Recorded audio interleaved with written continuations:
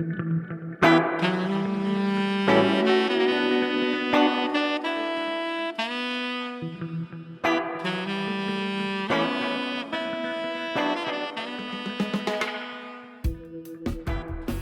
listening to the Speaking Tongues podcast. I'm your host, El Charisse. Each week, I sit down to a conversation with multilinguals where we discuss and celebrate language, life, and culture through our own perspectives. Episode 52, Speaking Romanian and Russian.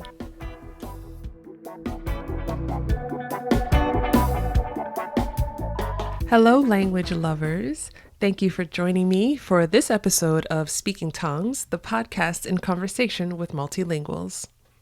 Today, my guest is Eugene from Lingo Junkie, and I am so happy to finally be able to bring you a conversation about Romanian and Russian. I've always been so interested in Romanian since growing up and learning that it was a Romance language, but I never learned anything about it.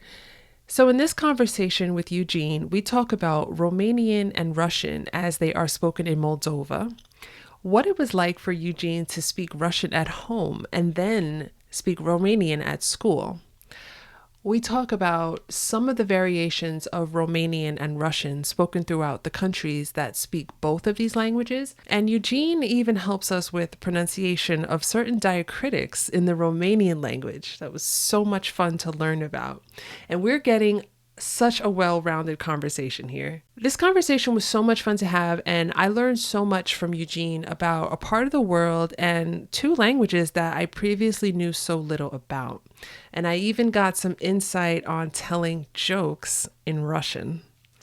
Big thank you to Eugene for talking to me about your languages and your heritage. If you enjoyed this episode, don't forget to subscribe, rate, and review the Speaking Tongues podcast on Apple Podcasts so that other language lovers like ourselves can find the show. And if you've been a longtime listener of the show or even a recent listener, you can now support the show on buymeacoffee.com. Links to all platforms are in the show notes. Okay, let's chat. Welcome back to another episode of Speaking Tongues. I'm here today with Eugene. How are you today, Eugene? I'm great. Thank you so much for having me, Elle. I'm so excited to talk to you today. I've been waiting to talk about these languages we're going to talk about today. But why don't I just ask you, I'm going to get started, ask you, what is your first language and how many languages do you speak? Yeah, so this is an interesting question because my first language, it's hard to kind of pinpoint. Mhm. So I just go with it's both Russian and Romanian. Mhm. And it's mainly because I grew up speaking, learning, and basically interacting with people in both of them. Hmm. So yeah, I would go. My first language is both Romanian and Russian. How many languages do I speak? I would say fluently three. So Russian, Romanian, and English. Cool. Um, Trying to learn a few others, but not quite fluent in them yet. Yeah, not yet. We're all Yeah. getting there. Yep. It's the journey. It's about the journey, the Yeah. process. When you were growing up, what languages did you hear mainly spoken in your home or in your community, like with your friends or with people in your neighborhood? So at home, I speak Russian, still do, and with my friends who were, I guess, like the friends that you have kind of growing up next to you, maybe next to your home, so to speak, also spoke Russian mainly. But in school, I used to go to a Romanian speaking school. So Romanian Oh. was the primary language in which I Mhm. spoke at school. Mhm. As far as the community, so I grew up in Chisinau, Moldova. So Chisinau is the capital of Moldova, and I very rarely, but I did speak or did hear people speak a language called Gagauz. Yeah, which I don't think there has been someone on the podcast who spoke Gagauz language, not No. yet. But it's a very interesting language because it's kind of like uh, it's a mixture, and I will probably butcher this, but it's a mixture of, I want to say, Turkish and some variation of, I don't know, Romanian or Russian. I don't personally even know myself. So we gotta have someone who speaks that language on the podcast. We do. And Ukrainian. I used to hear people speak Ukrainian, but very rarely, I would say. Okay. When you in your home, you Hmm. spoke Russian at home, but you went to school and you spoke Romanian at school. Hmm. Is that typical in Moldova for kids to go to Romanian speaking school? I would say nowadays it is, um, although there's also exceptions. So Moldova is one of the post-Soviet republics that became independent after 1991, Hmm. and up to that time, up until 1991, I want to say between like 1940 or 41 until 1991, like Moldova was under the Soviet Union, so the main language in schools, in the government, was Russian.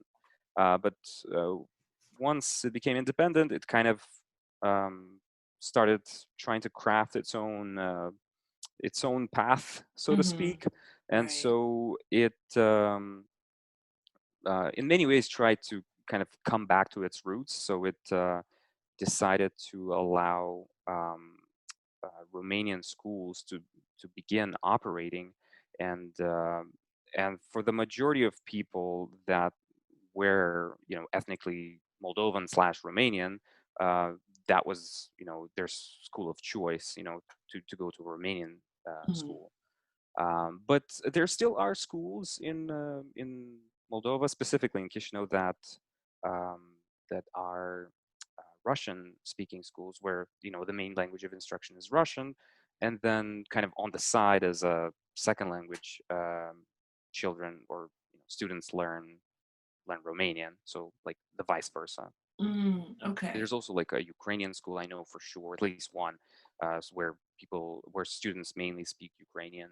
Hmm. Uh, so yeah, it's all happening, and it's kind of the country's effort to, I guess, um, make, I guess, I'm not sure what the word would be, but um, to help people feel more comfortable. Like if they don't want to be in a Romanian speaking school because they're like ethnically Russian, like they're not just gonna make you have Yeah. the option to go. Yeah. So.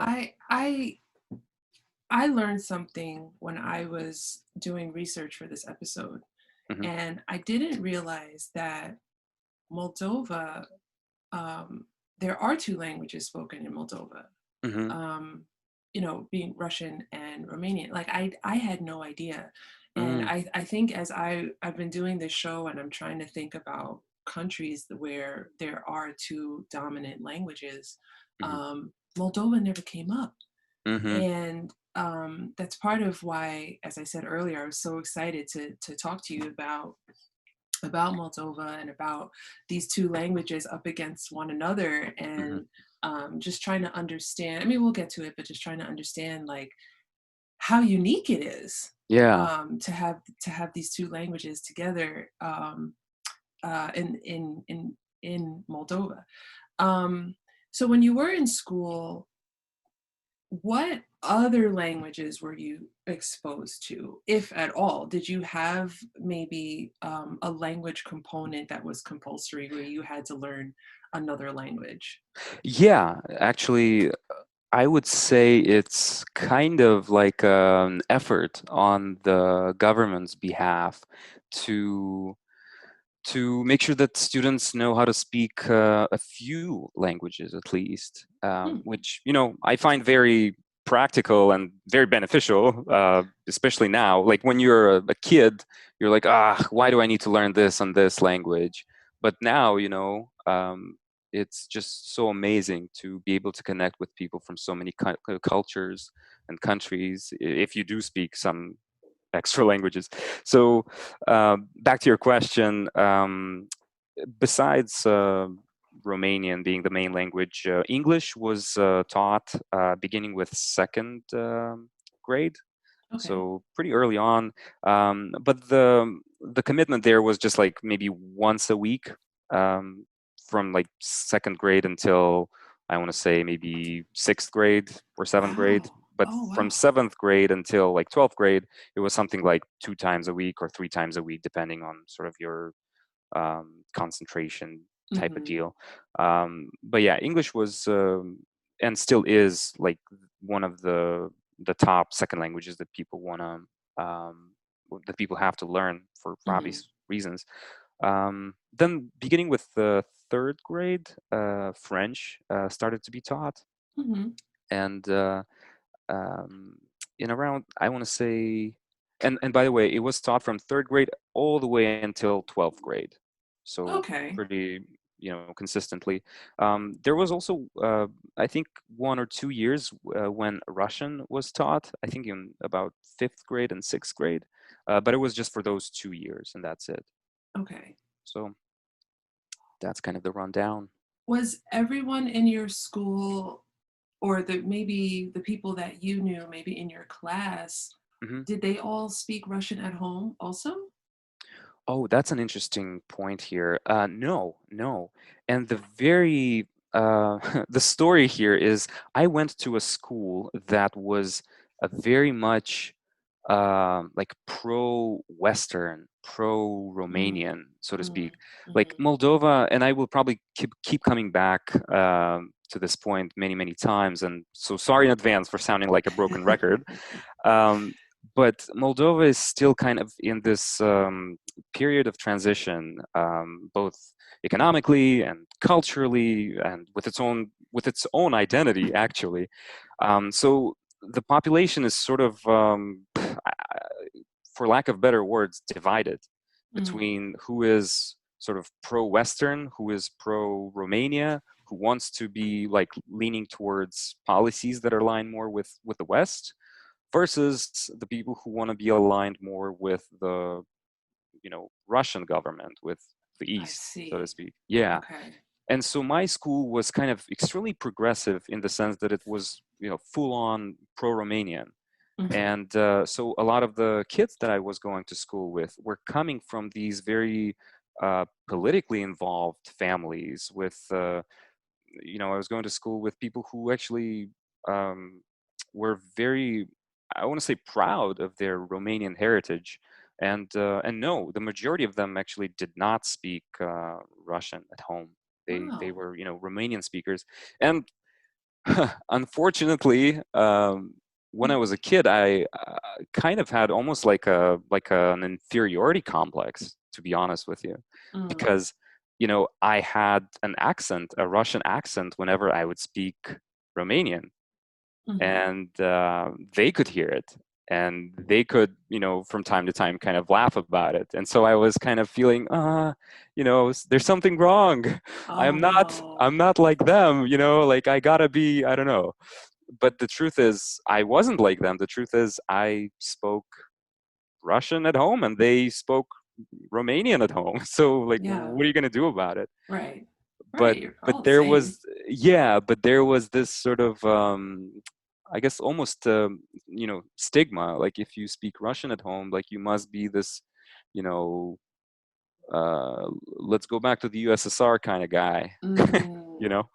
So yeah, as a kid, that was kind of a complex that I had. And but now, as an adult, when you have the time to kind of think about these things, you realize, no, come on, man, like that's actually such a benefit that you had, like hmm. growing up bilingual. That is such a huge benefit. So when I was like closer to high school, that's when I was like, you know what, that's actually a huge benefit that I have.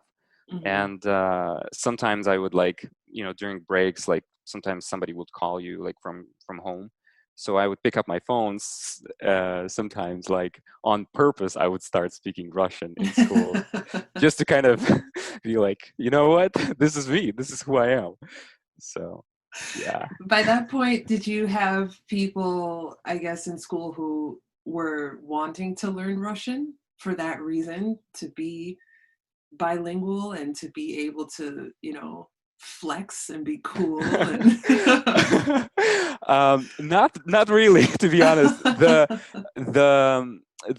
second language that most of my most of the students that I was going to school with wanted to learn was, I would say, English or French. Mm, Russian never really came up as an option. In very few instances, very few instances, like I had like a friend or two who was just like really into, Russian culture and Russian um, songs. Like she was this friend that I had who um, discovered a bunch of Russian rock bands, and she okay. was like, I want to learn like what they're saying, I want to understand. So I Hmm. ended up being the kid who would explain songs to her in Russian. But the funny thing though is I myself am not Russian. My Right. parents are not Russian. It's just I speak that language at home. So Yeah. yeah, Wow. This is so interesting. yeah, it's a talk about melting pot, and Definitely. Definitely. So, tell me about living in Moldova. And you know what? Actually, do me a favor. yeah. Teach me how to pronounce the capital. Oh, the capital. Yeah, so it's Chisinau. Chisinau. Yeah, perfect. Okay. Chisinau. So I just don't want to say it wrong. I want to, like, this is my chance to learn. So, uh, Chisinau. Hmm. Tell me about growing up there, and since it is the capital, I'm making a huge assumption, but you tell me if I'm wrong. But Hmm. I would imagine that there is that melting pot there, and the two languages, Russian and Romanian, maybe maybe they're used interchangeably in certain parts of town or the other parts of town or during certain conversations or not. I don't want to put words in your mouth, Hmm. but Hmm. what is that like, I guess, on a day Hmm. in Chisinau? Like, how does that sound? Hmm. Yeah. Um, it's definitely interchangeably used. Both languages are used interchangeably. So you're spot on that, because you can go into a store, for example, and you can start the conversation in either Romanian or Russian, Hmm. and the person who will be there at the store will be able to respond most of the time in either of the languages, most of the time. But again, I guess I haven't been in Moldova in maybe, I want to say, 7 or 8 years. I haven't been back home, Hmm. so I don't know if in 7 or 8 years if things can change drastically. But that's been the experience when I was there and Right. was growing up there. So yeah, if you were to walk outside on the streets, you are going to see signs in Romanian, and then sometimes right next to the words in Romanian, there's a translation in Russian, or the Hmm. same sign. Like I'm talking, billboards, for example, on Yeah. the street. Sometimes it would be the same sign, but just in Russian, the same version of it, but just translated into Russian. Okay. So, yeah, it's very much like that. Again, some people who are very strongly opinionated about their identity and how, like, Moldovans are Romanian, of a Romanian ethnicity and Romanian identity, they might feel um, like they have to sort of continue speaking Romanian, even if you start talking to them in Russian, Oh, you know, yeah. again, to, in a way, flex and make a point like, come on, you have to start to learn the official language of the Hmm. country. Right. But I don't know. It's sometimes the person, there's different reasons. I mean, sometimes the person is just visiting the country, for example. Like, it's not like somebody who is trying to also make a point about Russian. Hmm. So yeah, I think the majority of people, though, are very respectful, very nice, very polite, and they're going to do their best to, you know, talk to you in whatever language uh, you you are more comfortable with. I would say also to kind of make a point about Russian specifically, or actually, let me take a step back. Hmm. Um, Maybe I should kind of make like a clarification about like what's this whole deal about like Romanian, Moldovan, because I think maybe for viewers it might, or for listeners it might be confusing. Hmm.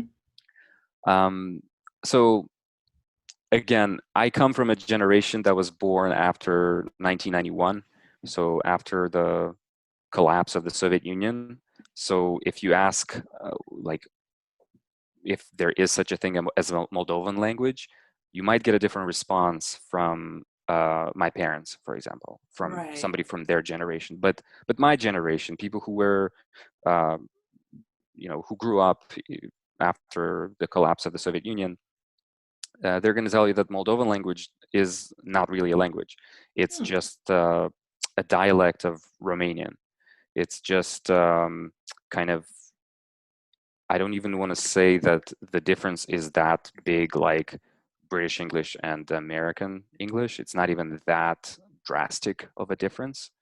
It's basically, a dialect of Romanian, just like there's a dialect in the southern part of Romania, in the western part of Romania.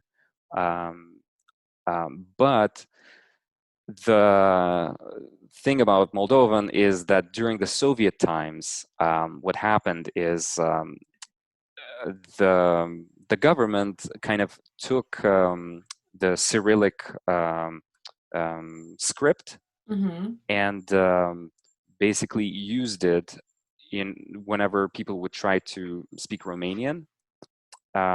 So they basically went away from um, the Latin script Right. into the Cyrillic script, so like the as if it's Russian.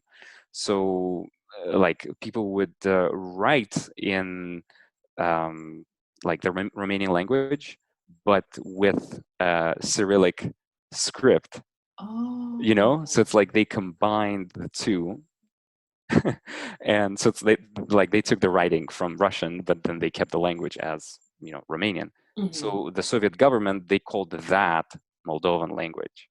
Hmm.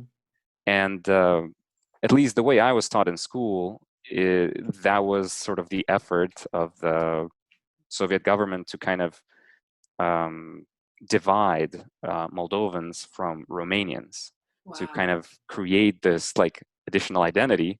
Hmm. Because if just with Caesar, divide and conquer. Hmm. Just if you can divide the people, you can conquer them easier.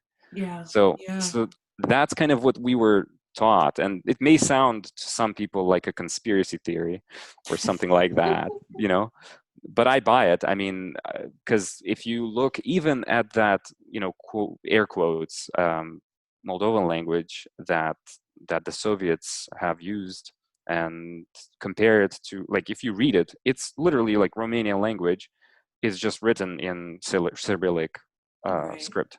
Right. Yeah.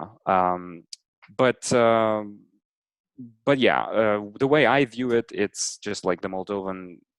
It's just a dialect, and so we Hmm. speak Romanian language, but with like a Moldovan dialect. Right. And that's what I was curious about as well. How the Romanian spoken in Moldova differs Hmm. from the Romanian spoken in Romania, Yeah. and conversely, how the Russian spoken in Hmm. Moldova differs from the Russian spoken in Russia or in their neighbors in Yeah. the Ukraine. Yeah. Yeah. There are differences.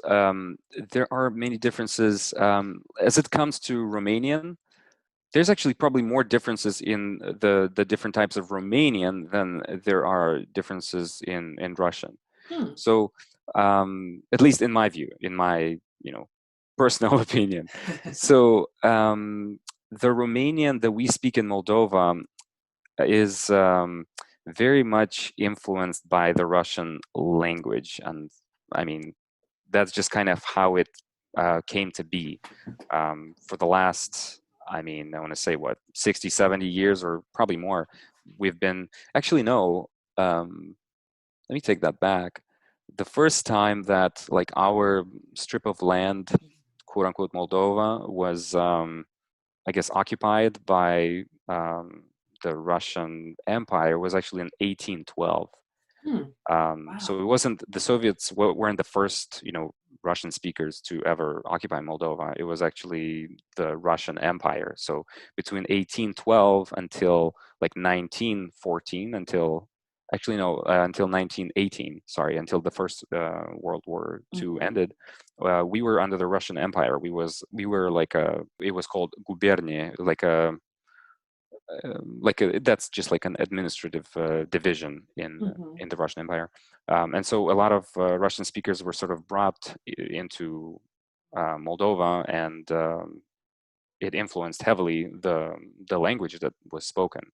Um, so the difference between, I guess, the Moldovan Romanian and the like Romanian from like the southern part of Romania, or like let's say the capital of Romania, Bucharest, is we pronounce things differently in Moldova, and that's pretty much it. We sometimes use different words for different things, but we sometimes add some, maybe expressions that we actually translate word for word from Russian that that a Romanian speaker just who is from Romania wouldn't get, because they didn't have that Russian exposure, Yeah. But for just to give you an example, so like a Romanian speaker from Bucharest, for example, from the capital of Romania, would say "ce vrei," right? And that's kind of like the standard way of saying "what do you want," like "ce vrei," right? Chevre. Yeah, and we in Moldova, we also would say it like this: if we knew that there's like a formal setting, or like you're being recorded on a podcast, for example, we would say we would say "ce vrei," but normally, like on a daily basis, if we were just talking to each other, we are just going to say "ce like she, instead of "che," we would say "she," like Ah. yeah, "ce because it's more informal, it's more kind of like you're at home, that sort of deal. So um, and for that reason, sometimes this way of talking is kind of, I don't want to say looked down upon, but it's kind of, you know not very classy, if you know what I mean. So I guess people kind of look up to the Romanian spoken in Romania as like the proper Romanian a lot of times. But when it comes to like the Moldovan Romanian, sure, we know how to speak proper Romanian, but like on a daily basis, we don't really speak it. We're Right. chill. Right. No, I love that you made the point to say that, because I think that's common all over the world, in Yeah. places where there's like a proper way to speak Hmm. Spanish, like Hmm. in Spain, or let's say, and then maybe it's considered improper in other of the Yeah. dozen Spanish speaking Yeah. countries in the Exactly. world. And it's like, well, what is really proper? Because Yeah. people can understand you. There are millions of people who can understand you. So what is True. improper about being understood by millions? Yeah. Yeah. Yeah. Exactly. Exactly. um, yeah, I think that is like this. I'm learning with Mm. every. You gave me a history lesson. You gave me a language lesson. Like, I'm learning, and I'm loving this. This is I love it. amazing. I love it. So I want to ask you, as far as Romanian goes, Mhm. um, as someone who I studied mostly Romance languages, Mm. and French, Spanish, never studied Portuguese. Hmm. I wish, Hmm. and Same here. Italian. Yeah, and I never had any exposure to Romanian. Hmm. And I remember teachers saying, you know, these are the five Romance languages. Then I Hmm. got older and I realized that there are like dozens of them Yeah. because there are different, you know, like Catalan or Yeah. Exactly. Occitan, et cetera, et cetera. But I've always been so curious in Romanian because I've never had any exposure to it. Hmm. Don't know about like how it's pronounced. I don't even know how it sounds like Hmm. compared Hmm. in that comparison.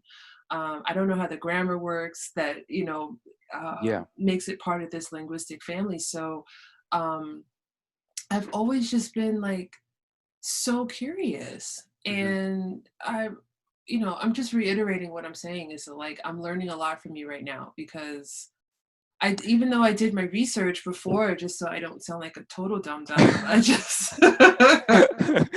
Oh, I am learning myself about my own language. I'll tell you the truth every single day, and that is why, I mean, I am, um, I guess languages is just something I love genuinely, and it's something I would study or talk about no matter what, Mhm.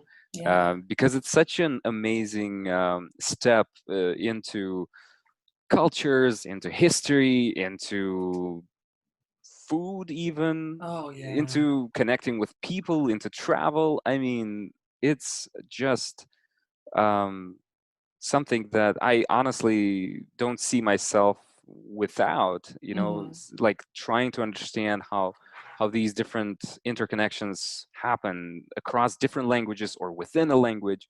So Yeah. yeah, yeah. We're I think like-minded. we're on the same page. We Yeah. are definitely.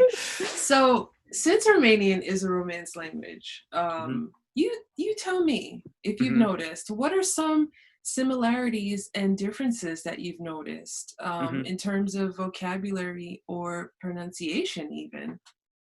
Yeah, I will tell you that I when I started learning French, or actually when I started learning Spanish in college, I took just like a couple of semester of Spanish.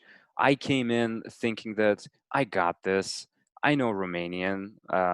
I've learned, French in uh, for many years. So like, I got this, but I was Hmm. so wrong Hmm. in many ways. Hmm. So the other thing also, just like a point about Romanian before I kind of get into maybe some examples.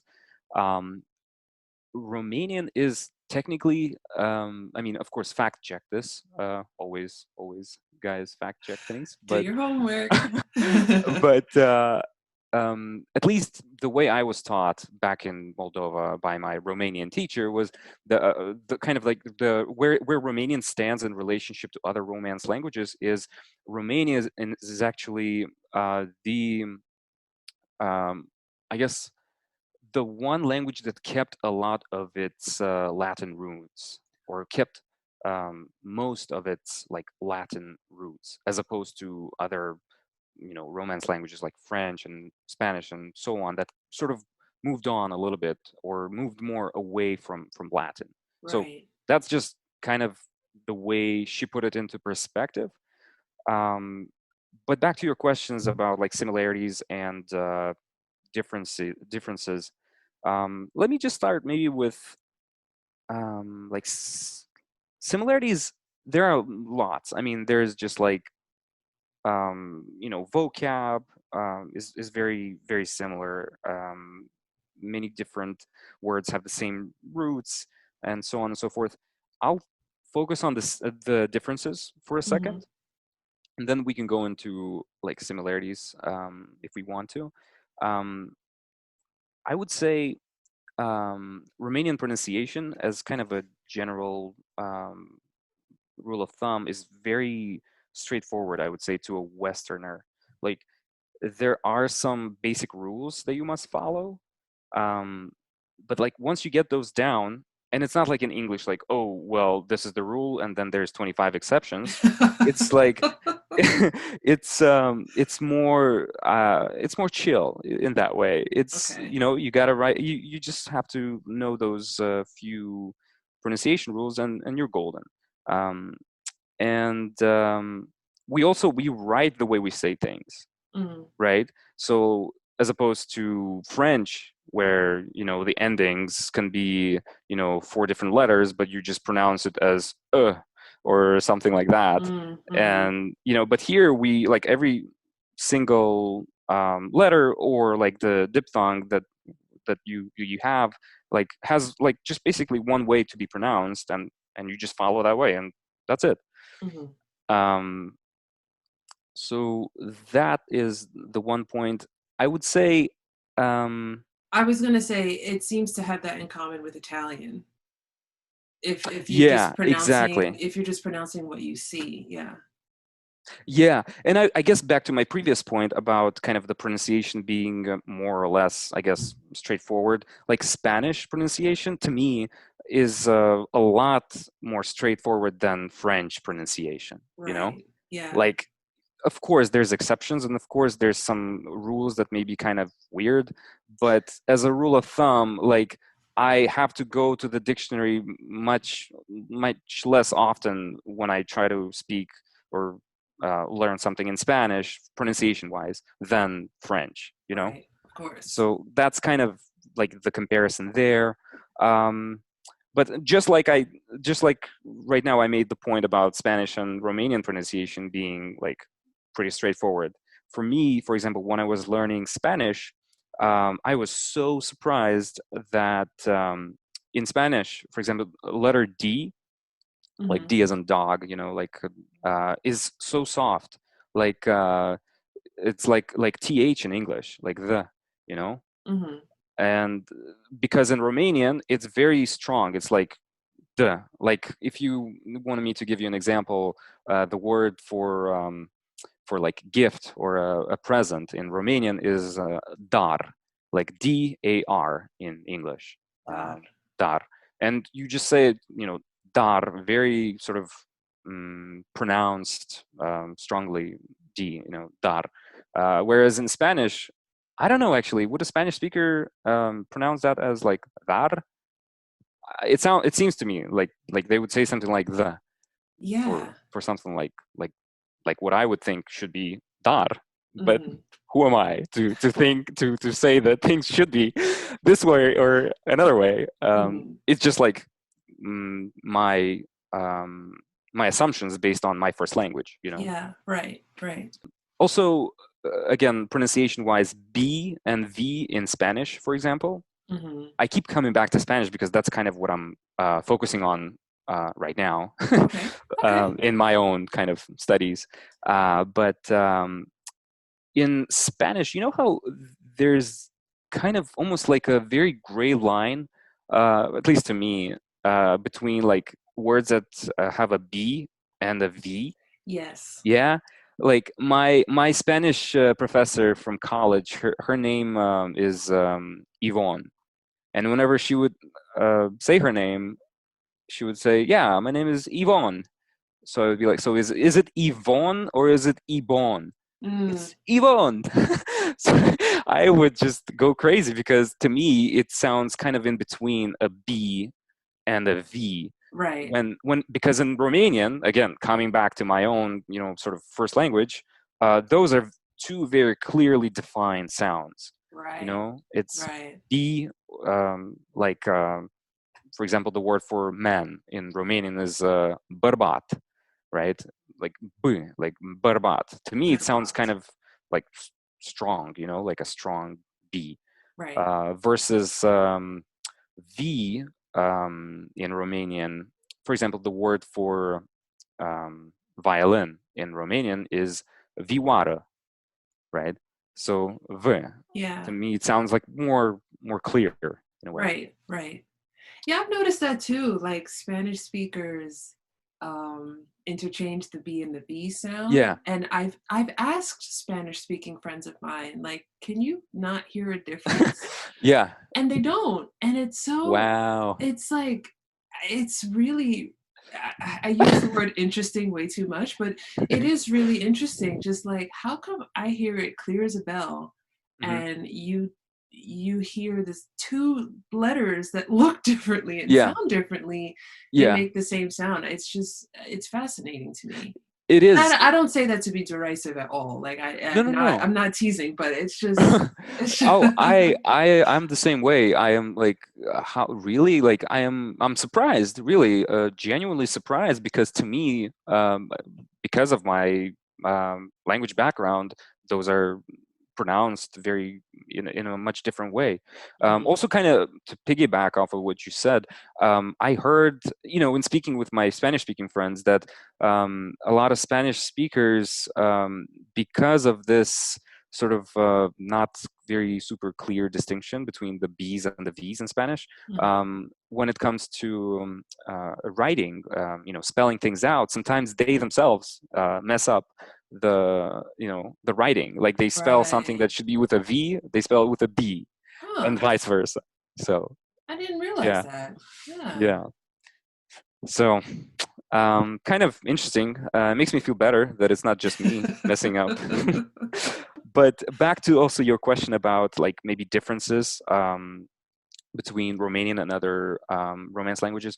So, like, um, vocab wise, there's a lot of similar words.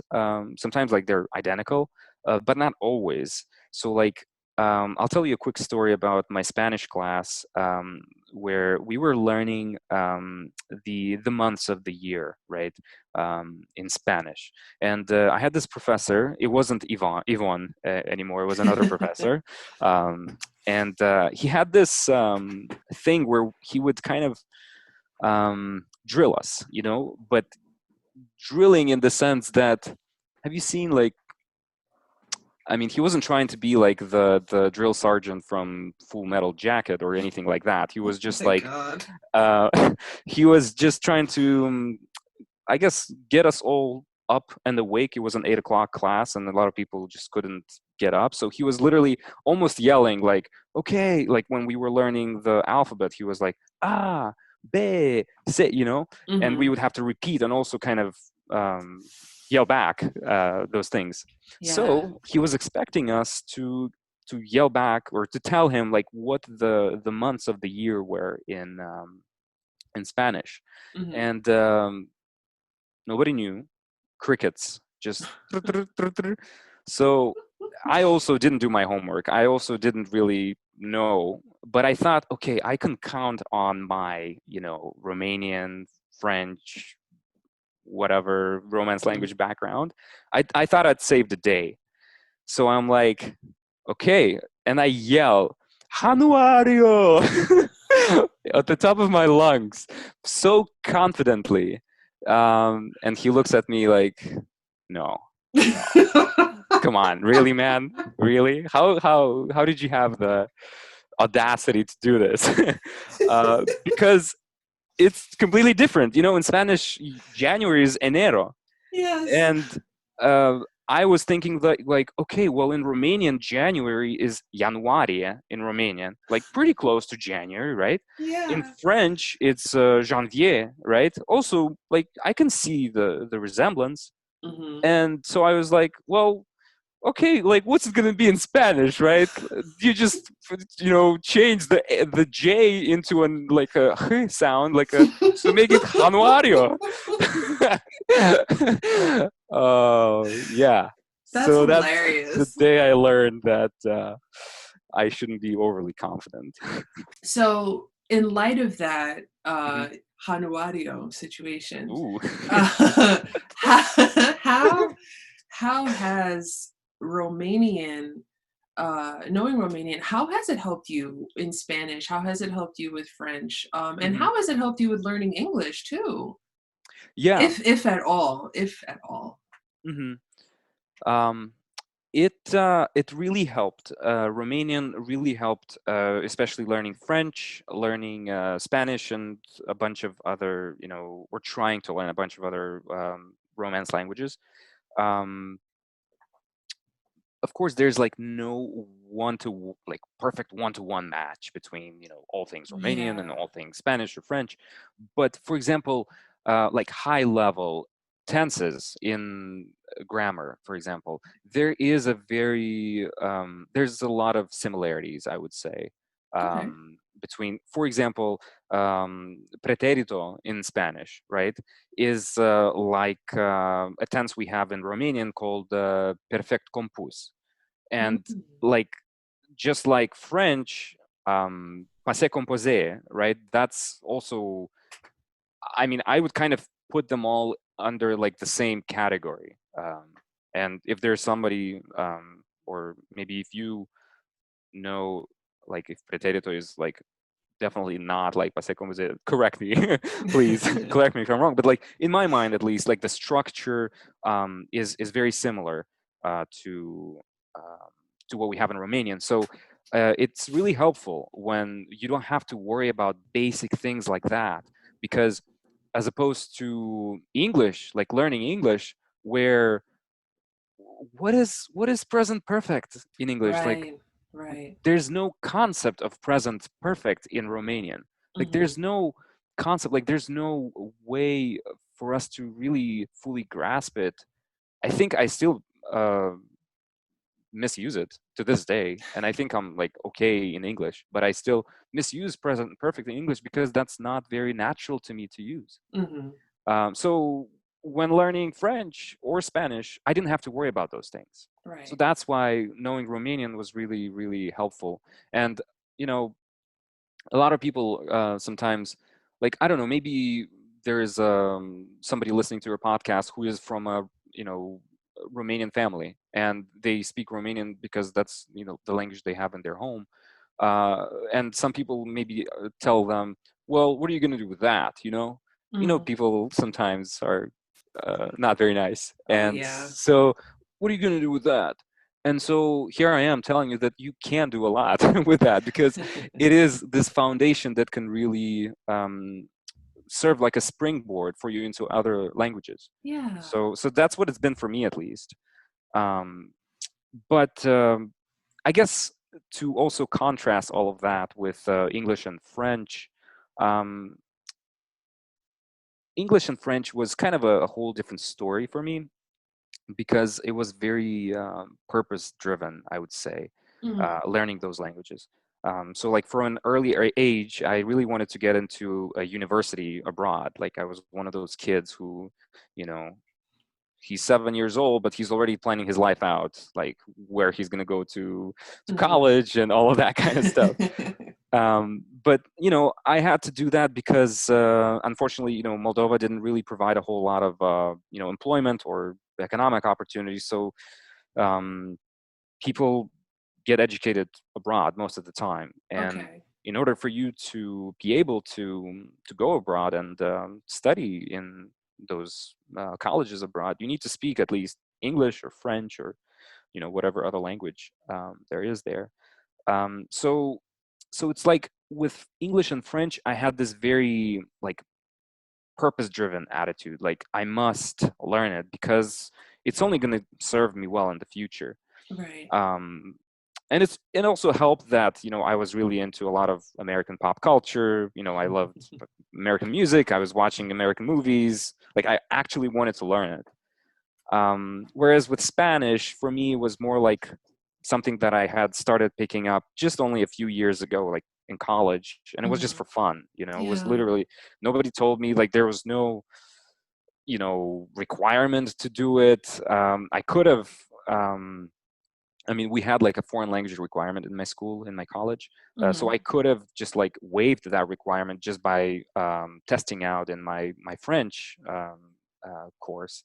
Um, but I didn't do it. I was like, you know what? This is an opportunity to study something new. Yeah. So I picked up Spanish, and again, there's like a different attitude when it comes to language learning, when the purpose is not to, it's not so like clearly defined, like I need to get into university, I need to Mm. study for the TOEFL exam, for Hmm. English. When it's just like, hey, this is just for fun, exploration. Maybe I'm going to go to a Spanish speaking country. I don't want to be like completely clueless. Hmm. So like, I guess I didn't make as much progress, but again, learning or knowing Romanian really, really helped. Um, diacritics. in the Romanian language. Mm-hmm. And I don't really know for sure what a diacritic is. I admit my ignorance. I did not look this up Mm-hmm. beyond what I just found, but I'm talking about the letters that have accents. Uh-huh. So I would love it if you could help me like understand how to pronounce these letters in Romanian. Yeah. And for people who are listening, I'm going to describe them in a very unlinguistic style. Go for it. And I'm looking at an A that has a hat, Mm-hmm. but the hat is like a bowl. And Mm-hmm. then another A where there's like a pointy hat, Mm-hmm. an I with a pointy hat, Mm-hmm. an S with a tail, and a T with a tail. Mm-hmm. Did I kind of get that right in my Yeah. charades version of Yeah, it's perfectly spot on. Yeah, it is Okay. that. Um, so yeah, let's just get started with that. To make things a little easier, let me start with the last two. So the T and the S that have a little tail at the bottom. Mm-hmm. Um, unlike French, where, for example, you have something like CD, right? Mm-hmm. Like under the C, there's sometimes this little, almost like tail, but it's like a five, right? Kind of Yes. part of a five without the top part. Mm-hmm. In French, that doesn't really do anything, right? Pronunciation wise, Mm-hmm. right? I mean, I could be wrong, but I'm pretty sure it's not really affecting how you pronounce things. Here, though, this tail at the bottom with T and S does change the pronunciation. So the T with the tail becomes the sound T. So it's like in the word pizza. Yeah. So Oh, like the double Z pizza, okay. that is the Romanian T. And Cool. it is a separate letter. This T with the tail at the bottom, it is a separate letter in the alphabet. It's not like just like a variation of the letter T. It is actually a separate letter. Mm-hmm. So we have in the alphabet T or Te, depending on how you say the alphabet. And then there's T, like the letter that follows. Okay. So to give you an example of a word in Romanian that uses that sound and that letter. The word for country is țară. Sada. Yeah, țară. So the first letter there is ț, Hmm. and you just said the word country in Romanian language. Nice. Congratulations. I did it. I'm on my way. Baby steps. And then the next one, so the S with the tail at the bottom is actually sh. So, like in English, we have words like shepherd, for example, right? Like the first sh sound Okay. in shepherd is sh, right? Yeah. Yeah. Or in maybe even easier, like she, like her, she. Mm-hmm. Um, the first two letters sh, that the sound that they create in English is in Romanian represented by the letter s with a tail at the bottom. Okay. So an example maybe in Romanian with the letter sh would be like, for example, the word for snake is șarpe. Șarpe. Șarpe, yeah. Which, if somebody who's listening speaks Romance language or maybe studied Latin, the word in English for like the word serpentine is the root Mm-hmm. for it is I guess serpent or something like that. Well, Mm-hmm. this is, and serpent is like a snake, right? Yeah. Which is what in English, like serpentine is like the road that kind of goes in circles. But Yes. in Romanian, what that did is created the word șarpe, which is the word for snake. And it uses that S with the tail at the bottom. Yeah. Huh. Șarpe. So yeah, so these are I would say the easier ones of the bunch Okay. with these diacritics. Um, when it comes to the other ones, so let me start off with the first one that you mentioned that has a hat, like an A with a hat. Mm-hmm. So yeah, that's the sound. The sound that it makes is uh is the sound. Uh, Um, yeah, and it was very hard for me to try to come up with an equivalent in English for mm-hmm. this letter or for this sound. So like the one that I could think of, and sorry for the lack of creativity, when we say in English, we say before we start saying something in English a lot of Mm-hmm. times, Yeah. but try to say that with an open mouth, like instead of like try to say like so Uh, yeah, that. So uh-huh. that's the letter Mm-hmm. and yeah, a bunch of words. I mean, so many words have that letter and that sound. So the word for art, for example, in Romanian is artă. So Artă. artă. Artă. It's like a rolling R. It is a rolling R, but not. It doesn't roll too much, like in Spanish, for example. It Okay. rolls sometimes. It seems to me like in Spanish it rolls a little more. Yeah, forcefully. Yeah, yeah, exactly. But here it's just kind of like a slight, R rolling. So arta. Artă. So arta. So that last sound is Artă. yeah, yeah. Maybe this isn't the best example because the emphasis is actually on the first syllable. So let me Mm-hmm. think of another one. The word for hair Mm-hmm. is actually per. Per. Per. Uh-huh. Okay. Per. Per. Yeah, you're perfect at this. Okay. You're great. So yeah, so it's spelled as P. And this is like Romanian spelling. So P like English P, and then with like an A with a hat, and then R. Um, so yeah, Oh, okay. Okay. mhm, Gotcha.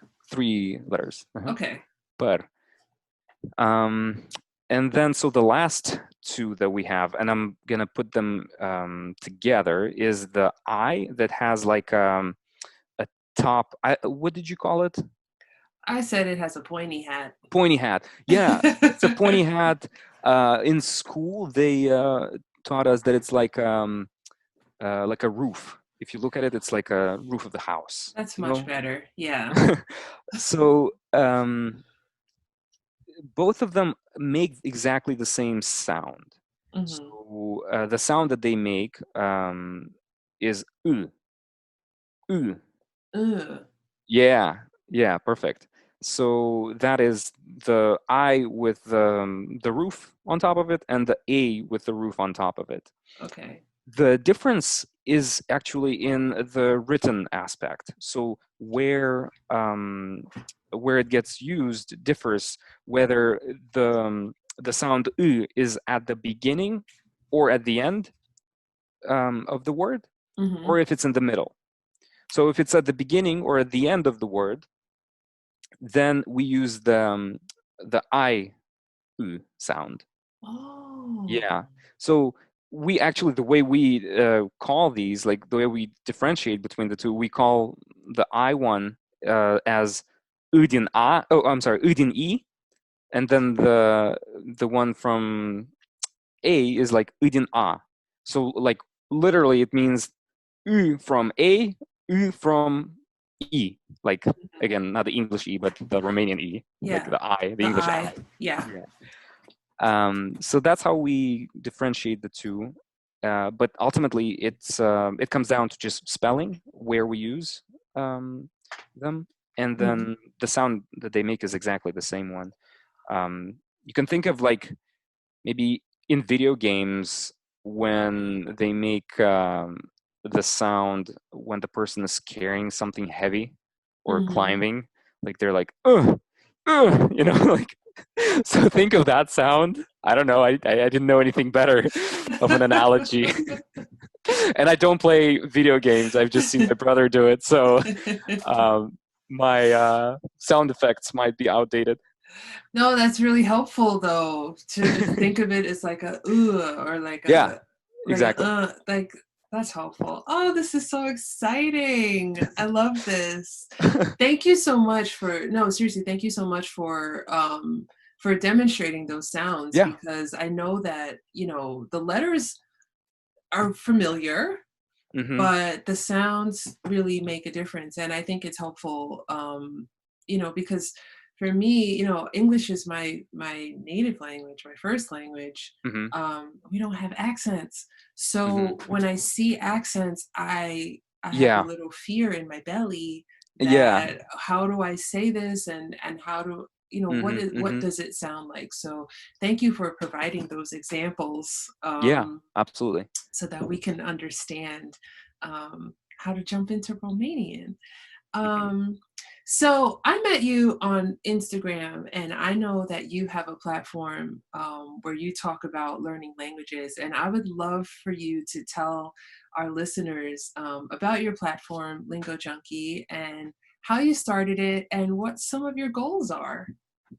Yeah, I appreciate the opportunity to talk about it, and the way it started, I can actually remember. I can pinpoint the um, exact situation. A few years ago, I was coming back home from work. Like I told you, I was working in Jersey City, commuting all the way to my apartment here in Astoria, Queens, New York.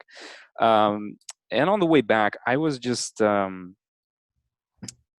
thinking about the fact that I was trying to explain a Russian joke to my coworkers at work. Like, of all things that I could be thinking about, like of course this is what I was thinking about. And I just realized something. I mean, I realized kind of an interesting thing, the fact that I was trying to tell my friends, like, hey, in Russian jokes and Romanian jokes, really, um, it's not. It's completely different. Like the concept of a joke is more like a story. Like it's more like you're telling, Mm, um, like you're describing a situation, you're telling a story. There's a punchline, but there's kind of a preamble to it. Um, okay. right, as opposed to like in the States, at least the jokes that I've heard were like, you know, knock knock, who's there, that I type of was just thing, gonna you say know. that. And I mean, that's just how it is, right? I mean, I'm not criticizing it, but it's just different. Or Right. like the like, why did the chicken cross the street? Like kids say these jokes all the time, which is cute, and I've had to learn to understand those jokes. Hmm. But it's so much different in our jokes in Moldova, Romania, Russia, and so on. And something hit me. The word for joke in Russian is anecdote. Anecdote. Anecdote.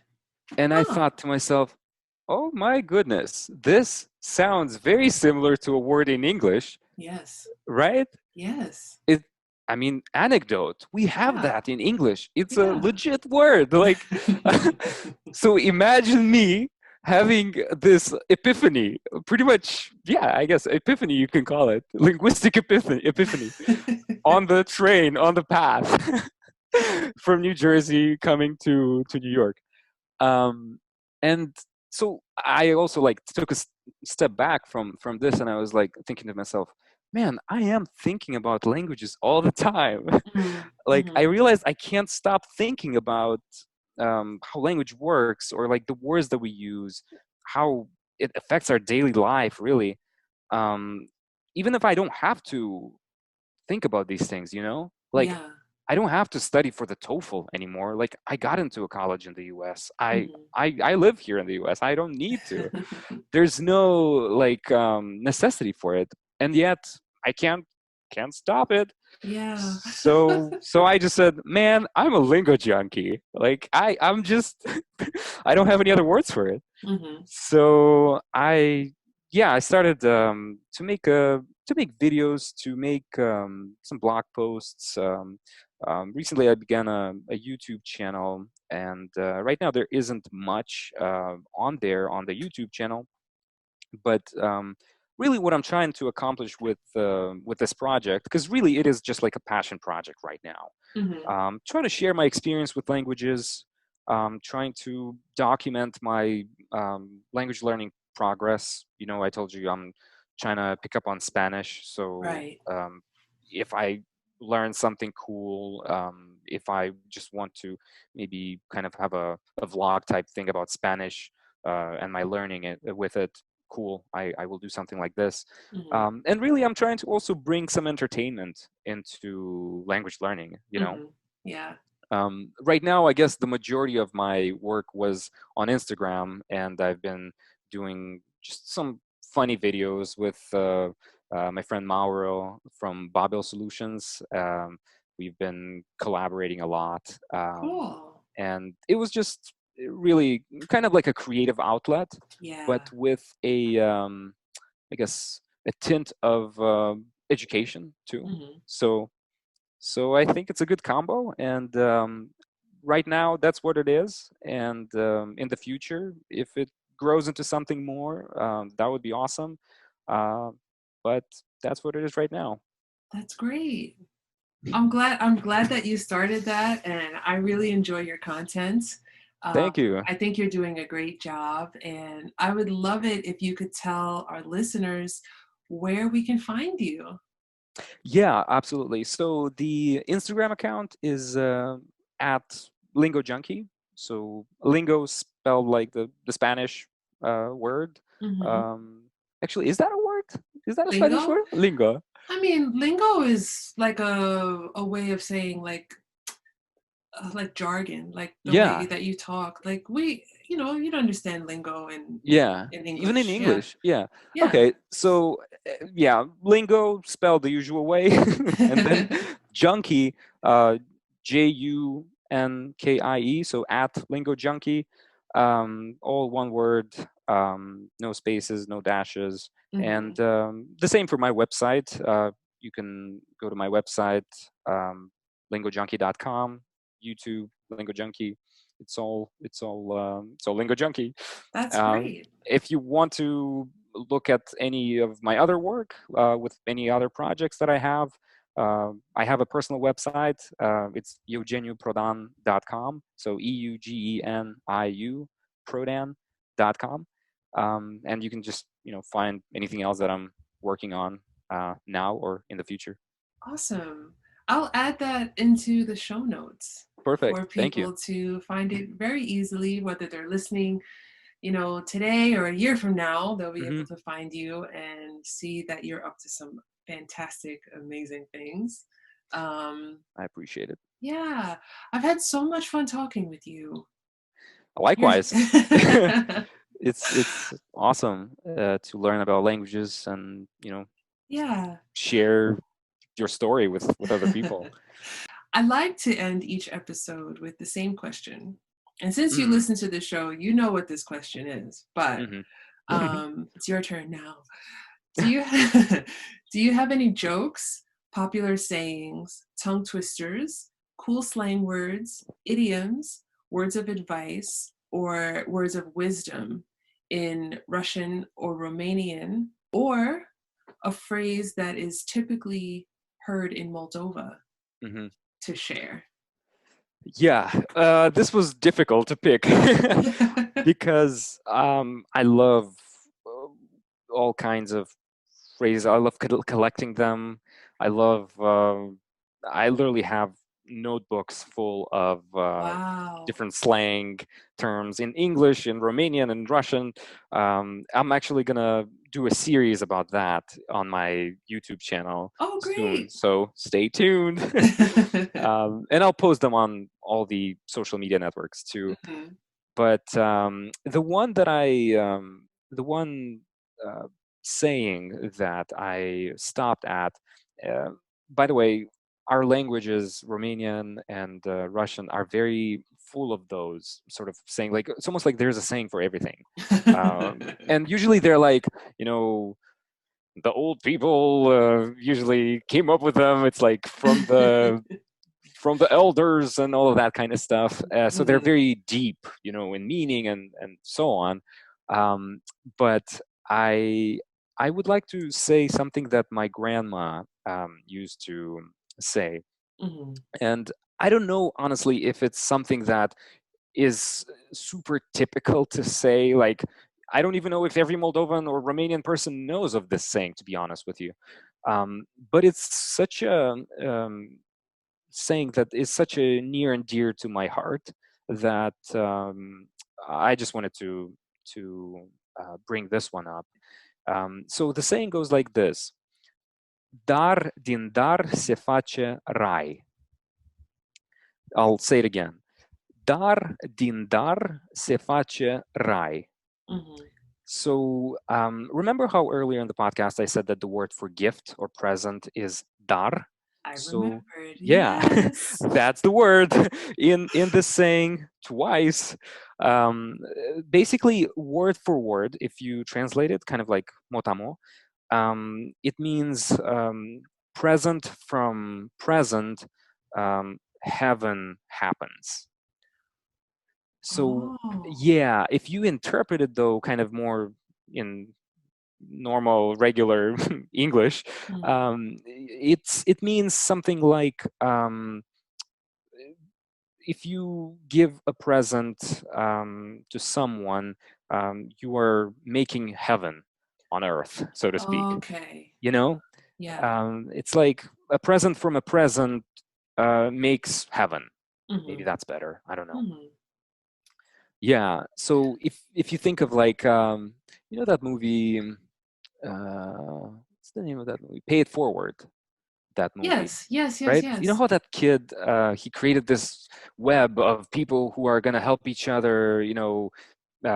Do three good things in advance, and then those three people will do three things, for people, and so on and so on. It's kind of expanding. Mhm. So I guess it's kind of the same concept. It's like uh, be good to others. It's like a life lesson. It's like something my grandma used to teach us. Like be good to others, do good deeds, and that way you'll make the world a better place. Mhm.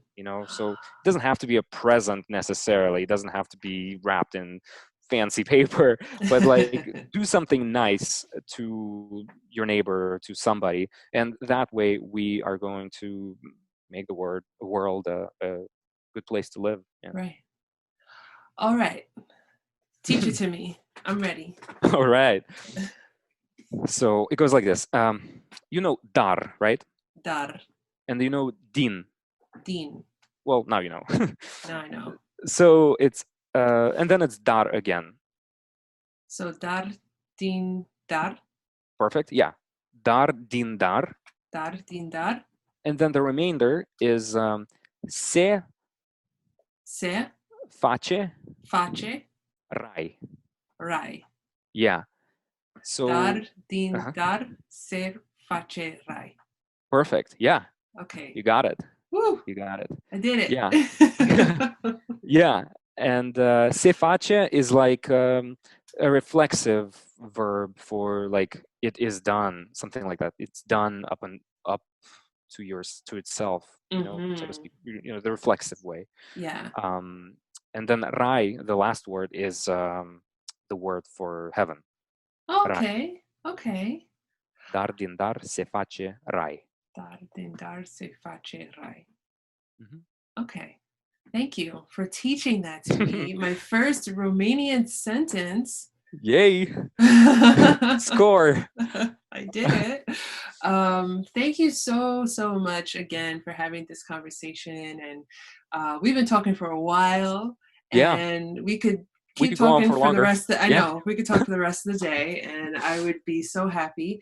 But I do yeah, want to thank you, and I'm so happy to have had some of your time today to have this conversation. um, absolutely. I'd like to end, well, Hmm. I'd like to end with that question, but just really quickly, don't Hmm. think about it, okay? Okay. What in this situation would be the best way to say goodbye? Um, I'm talking to you like a friend, so I would just say pa in Romanian. Pa. Pa. Pa. Oh, pa. Pa. Yeah. Very easy. Very easy. Yep. Very easy. Well, Yeah. pa, Pa. Eugene. Pa. Thank you so much again, and I will be talking to you soon. Pa. Okay. Pa. Pa. Bye. Bye.